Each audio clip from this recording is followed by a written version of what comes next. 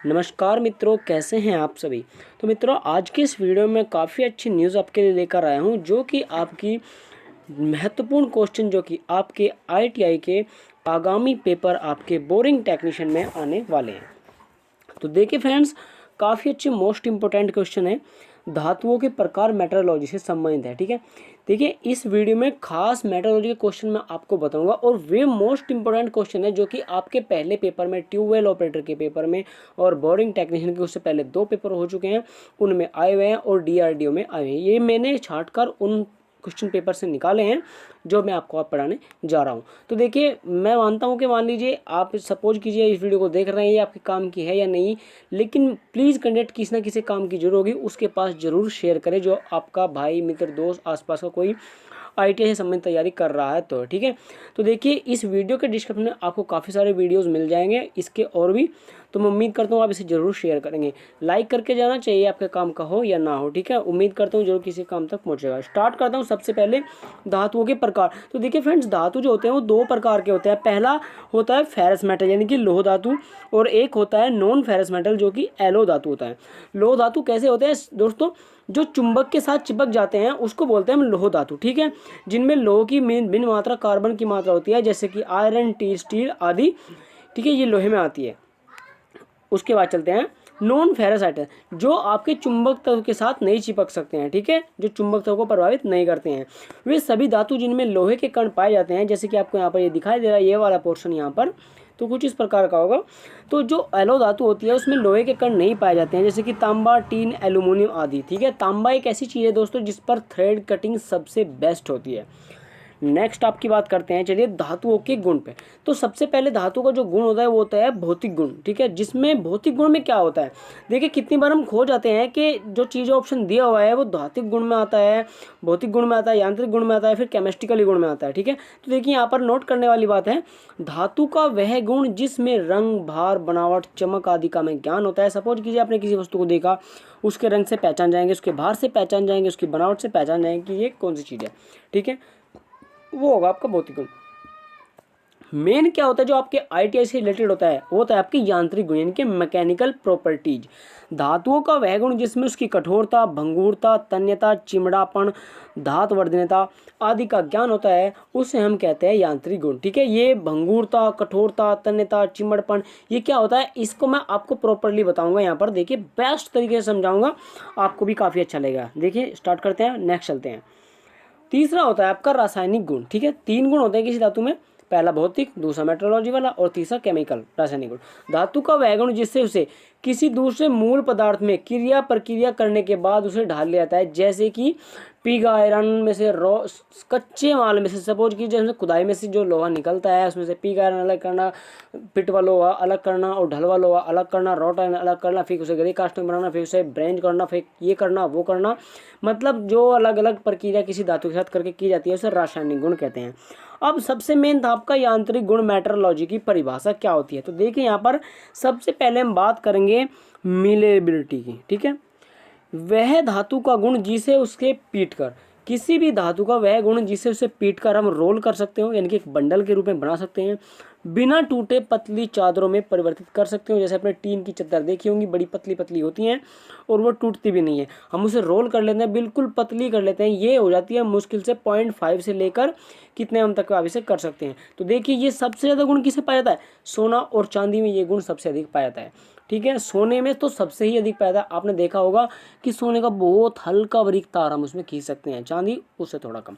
ठीक है, तो ये क्या होता है आपका मिलेबिलिटी होती है आपका, जिसे हम किसी वस्तु को पीट कर रोलिंग कर ले और वो बिना टूटे किसी पतले तार या चद्दरों में आ जाए, तो उसे कहते हैं हम मिलेबिलिटी। कैसा लगा कमेंट करके जो बताना। चिमड़पन आपका होता है धातु का वह गुण जिसके कारण मरोड़ने, ठीक है, या फिर उसे मोड़ने पर, बेंडिंग यानी कि 90 डिग्री मोड़ने पर, और मरोड़ने ट्विस्टिंग का मतलब जो छोटे छोटे एंगलों पर किसी चीज़ को मोड़ देते हैं तब भी वह नहीं टूटती है, उसे कहते हैं चिमड़पन। जैसे आपका ड्रिल, आपने देखा होगा ड्रिल में कितने स्पाइरल कटे होते हैं। ठीक है, वो स्पाइरल किस वजह से कटे होते हैं, उसके चिमड़पन यानी कि टफनेस के कारण। आपने देखा जब कोई लड़का बॉडी शॉडी बनाना चाहता है तो रफ एंड टफ हो जाता है, टफनेस यानी कि बहुत झटके को भी वह मोड़ने तोड़ने भी अपने आप को सटोल रखता है। ठीक है, तो उसके कहते हैं ड्रिल। ठीक है। तो नेक्स्ट चलते हैं आपका लचीलापन, इलास्टिसिटी, धातु का वह गुण जिसके कारण भार डालने या खींचने पर उसके आकार में कोई परिवर्तन नहीं होता है, उसको हम, और जब परिवर्तन होता है और उसे हम पुनः हटा लेते हैं तो वो पूर्ण अवस्था में आ जाता है, उसे हम कहते हैं लचीलापन। देखिए, धातु का वह गुण जिसके कारण भार डालने खींचने पर आकार में, सपोज कीजिए आपके पास रबड़ की कोई गेंद है, ठीक है, और जब उस पर आपने भार डाला तो उसके आकार में परिवर्तन हो जाता है, और जब आप उसे आकार को उस भार को हटा लेते हो वो पूर्ण अवस्था में आ जाता है, तो उसे क्या बोलते हैं, उसे बोलते हैं लचीलापन। और ये किस चीज़ में, देखिए इसका एग्जाम्पल नहीं है लेकिन मैं एग्जाम्पल आपको देता हूँ। इसका एग्जाम्पल आपका सीधा सीधा है स्प्रिंग। मान लीजिए वो स्प्रिंग 5 mm की है, उसे आप पर भार लगाइए और खींचकर उसे 5 से ज़्यादा कर सकते हो, लेकिन जब भार हटाओगे वो पुनः 5 में आ जाएगा, ठीक है। तो ये आता हुआ आपका लचीलापन, ठीक है। कोई भी बात आपके दिल में आ रही हो, मन में आ रही हो, कमेंट करके मुझे ज़रूर बताना। उसके बाद चलते हैं ब्रिटलनेस, भंगुरता, यानी कि टूटने का गुण। किसी धातु का वह गुण जिसके कारण टुकड़े टुकड़े या पाउडर के रूप में परिवर्तित किया जा सकता हो उसे हम भंगुरता कहते हैं। जैसे कि कास्ट आयरन, कास्ट आयरन में जो होता है भंगुरता सबसे अधिक होती है, ठीक है। तो चलिए नेक्स्ट चलते हैं आपका भंगुरता किस कारण देते हैं, जब हम किसी वस्तु को गर्म करते हैं और गर्म करके उसे ठंडा करते हैं तो उसमें क्या है, भंगुरता का गुण आ जाता है, ठीक है, टूटने का उसमें गुण आ जाता है। और हम किसके द्वारा खत्म करते हैं, ये आप मुझे कमेंट में बताओगे, ठीक है। नेक्स्ट वीडियो में आपको मैं बताऊंगा, अगर आपको नहीं पता है, लेकिन मुझे उम्मीद है आपको जरूर पता होगा, ठीक है, कि हम भंगुरता का गुण किस चीज़ को प्रक्रिया करने के बाद उसे कम करते हैं। आगे चलते हैं कठोरता, हार्डनेस, धातु का वह गुण जिसके कारण वह तरलता से न तो घिसता है और न कटने का विरोध करता है, ठीक है, कठोरता कहलाती है। जैसे स्टील, कांच, मरकरी, ऐसे पदार्थ जो कठोर नहीं होते हैं। तो देखिए आपने देखा होगा जब आप किसी मेटल को काटते हैं तो जो मेटल्स के अंदर की स्ट्रक्चर होती है, मान लीजिए अंदर की स्ट्रक्चर खराब है तो क्या होगा, वो कटेगी नहीं, और कटेगी तो बहुत ही कम, यानी कि आपकी यथार्थ शक्ति भी ज़्यादा शक्ति लगेगी लेकिन बहुत ही कम। तो आप क्या कहोगे, यार ये तो बहुत हार्ड है, बहुत कठोर है, भाई नहीं कट रही है, ठीक है। तो उसे हार्डनेस कहते हैं। जब कोई अंदर से या कोई यही चीज़ होती है, सपोज कि जैसे कांच है और कांच को आप काटने मन जाइए तो टूट जाएगा लेकिन कटेगा नहीं, ठीक है, तो वो क्या होता है, उसमें हार्डनेस होती है। अब देखिए मरकरी केवल एक ऐसा पदार्थ है जो कठोर नहीं होता है, बाकी स्टील है, स्टील को आप देख लीजिए, स्टील भी कितना कठोर होता है। नेक्स्ट होता है तन्यता, डक्टिलिटी, धातु का वह गुण जिसके कारण उसे खींचकर पतली तारें खींची जा सकती हैं उसे तन्यता का गुण कहते हैं। और यह भी सिर्फ सोना, चांदी, एल्यूमिनियम में सबसे अधिक होता है। आपको पता है कि तुम तार का व्यास किस चीज़ से नापते हैं, कमेंट करके जवाब जरूर देना, नेक्स्ट वीडियो में आपको मैं बताऊंगा तार का व्यास आप किस चीज़ से नापते हैं और उसका मिनिमम साइज क्या होता है और मैक्सिमम साइज कितना होता है।